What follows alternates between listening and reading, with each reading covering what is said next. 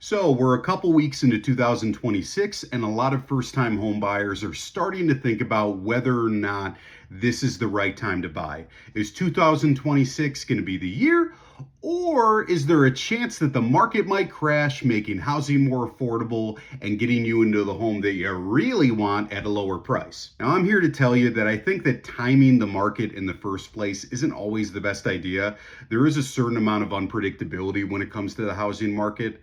But secondly, the data that we do have shows that the market's probably not going to crash. And not only is it not going to crash, it's probably not going to crash anytime soon. And I want to talk about the couple reasons why it's very unlikely that we're going to suddenly get this huge market crash that's going to make housing a lot cheaper. So two main reasons why we're not going to get a market crash coming anytime soon. Number one is that if you're following the basic laws of supply and demand, there is still way too much demand and not enough supply. In what we would consider a balanced, healthy housing market, there are typically about 6 months of inventory. So housing inventory is calculated by taking the number of houses that are still on the market at the end of the month and dividing it by the number of houses sold. So a completely balanced market would be about 6 months of housing inventory. If there's less than 6 months of inventory, that would be considered a seller's market where home prices are likely going to be driven up. If there are more than 6 months of inventory, then leverage goes to the buyers, and that's usually where you can see prices start to go down. As of right now, January 2026, in Cuyahoga County, according to MLS data, there are still only about 2.5 months of housing inventory. That means that to even become a stable middle ground market, we would have to more than double the number of homes on the market or cut demand more than in half. So that means that leverage in Cuyahoga County, Ohio is still very much in the hands of the sellers. Now, mind you, real estate tends to be hyper-local, which means that there might be some cities where there's just a lot less demand and a lot more supply, but this is speaking more on a broad approach of Cuyahoga County, Northeast Ohio as a whole, is that we're still a ways away in regards to supply and demand, away from even being a middle of the ground market, let alone having some sort of crash. So in order to have a true real estate crash, we would have to have such an influx of supply and such a drop in demand that leverage would be so much more in the hands of the buyer, and that sellers would need to drop their price drastic. So that's reason number one why I don't think a housing crash is coming anytime soon. Reason number two is that in 2026, most homeowners have a lot more equity as compared to the last housing crash that we had in 2008.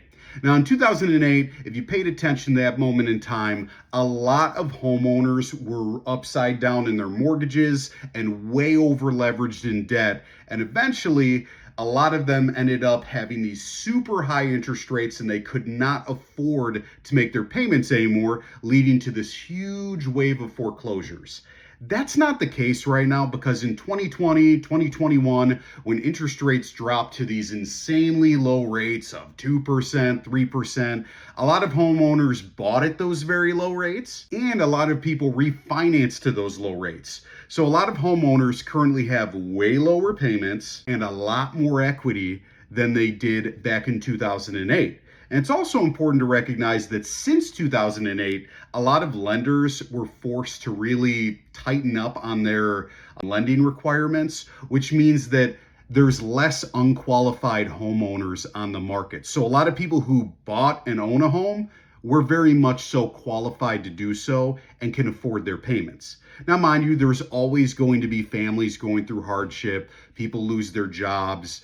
People simply fall behind on payments. So there's always going to be some foreclosures that hit the market, but not in a way where it would bring this influx of inventory to drastically shift the prices of homes. People are doing pretty well in regards to their current ability to make housing payments. And a lot of that is due to the stricter lending requirements since 2008 and how many people bought at a low interest rate or refied to a low interest rate in the early 2020s.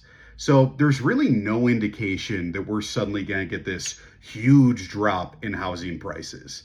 It would take something so drastic to happen. And to be quite honest, Northeast Ohio, it's not like there's a ton of land just sitting out there for builders to suddenly build thousands of homes and bring this influx in inventory. It's probably not going to happen anytime soon. So in the meantime, we can expect that housing prices, especially in Northeast Ohio, are probably going to continue to steadily climb as long as sellers have that leverage. According to Redfin's 2026 market predictions, Cleveland, Ohio is actually one of their top 10 markets that they expected to continue to be hot, to continue to be a place where sellers can get more and more for their home when they sell. A lot of that's got to do with the fact that in the Midwest, we simply have lower housing prices compared to other states nationwide. So it's a pretty affordable area to live. And part of that is because the Midwest is a little bit safer of an area to live in regards to natural disasters. We don't really get earthquakes out here. We get less tornadoes. There's no hurricanes. There's a lot less chance of having something crazy happen to your home. So it's a pretty safe investment to buy a home around here, which is going to keep the demand up. And the more demand, the less supply, the more expensive the house, and the less chance of a housing crash. So you might be hearing this going, well, that sucks. We are going to continue to pay a lot of money for our home as a first-time home buyer. And that's not for me to tell you that that means that you have to buy a house in 2026 before the homes continue to go up in price. Rather, when it comes to timing the market and timing when to buy a home, so much more that has to do with your personal, financial, and family situation, okay? You got to figure out how much money you need to be comfortable to purchase the home that you truly want.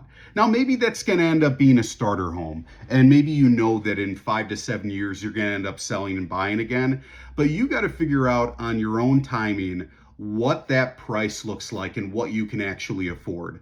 And once you can afford the home that you think you're going to be comfortable in and that you think that you're going to want, I would recommend that you go ahead and pull the trigger, get into the market. More time on the market, the better when it comes to building equity in your home and being able to build up enough equity where you can sell, make some money on the home, and then move to that next house that you really, really want. But I don't think that waiting for the home prices to suddenly crash is going to be a very prudent idea.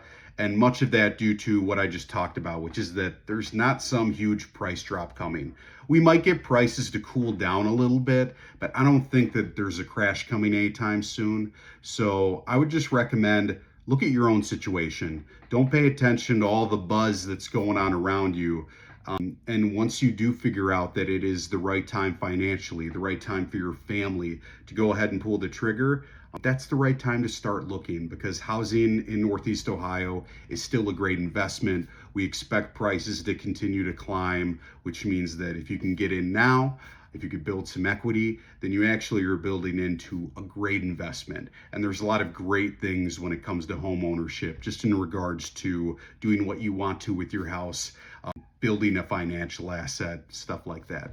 So hopefully this helped a little bit of trying to figure out how to quote unquote time the market and why timing has so much more to do with where you're at in your own life.